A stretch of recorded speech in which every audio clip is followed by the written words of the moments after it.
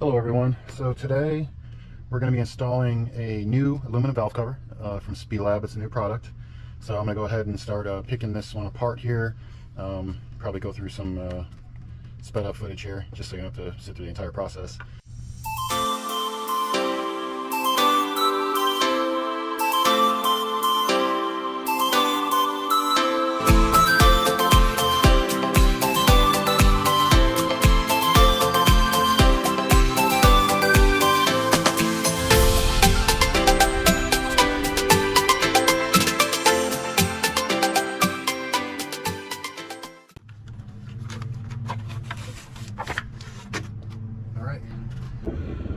All right, back at it. I had to take a short break. My camera actually overheated and I cannot get it to turn back on after several hours of trying to recharge it and cool it down.